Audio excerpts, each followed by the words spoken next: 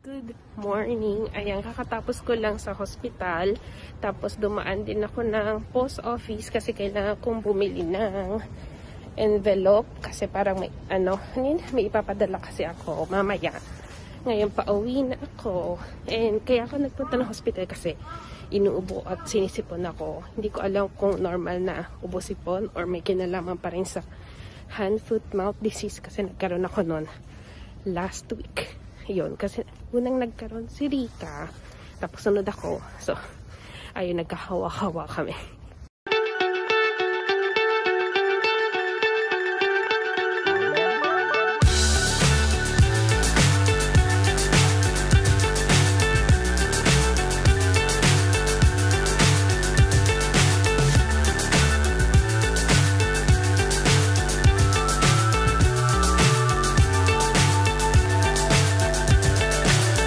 So high, I'm hypnotized.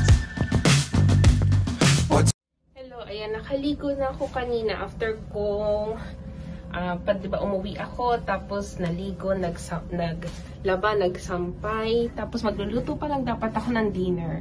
Nag-message si Kuma na maaga siyang makakauwi and kain na kami sa labas. So ako, nagbihis agad ako. Siyempre masaya tayo kasi walang hugasan pag kakain sa labas. So ayan, susunduin ko na ngayon si Rika para sunduin na rin namin or kitain namin sa station si Kuma.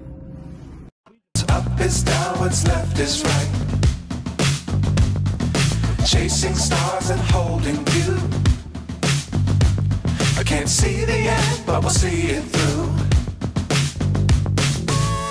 Good morning! Antok pa.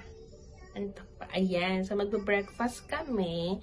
Niready ko na yung gamot niya dito kasi kailangan uminom muna siya ng gamot bago kumain kasi sinisipon siya. Sinisipon siya. Tapos, almusal niya is itong ayan na, nakanganga na. Yung ginatay kong tasty. Akin yung may yung sa border.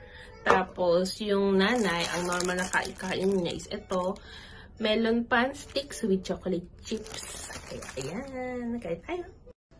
Rika-chan. Rika-chan. Rika-chan.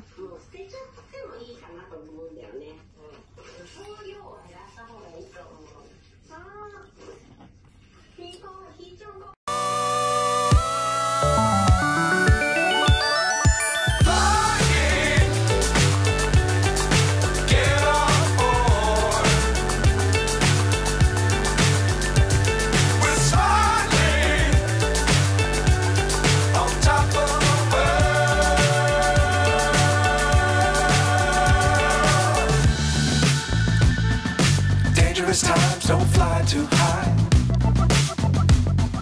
Be sure to keep the ground in sight.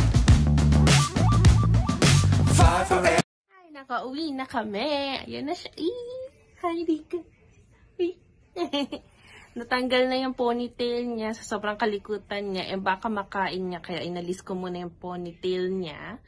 Ayan, so ayusin ko lang yung mga pinamili. Tapos, papakainin ko na siya ng lunch kasi hindi pa siya kumakain ng lunch kasi puro siya tulog kanina nung nasa labas kami. Hi! Later ulit. If you keep it tight, love the world but keep the sky on your mind.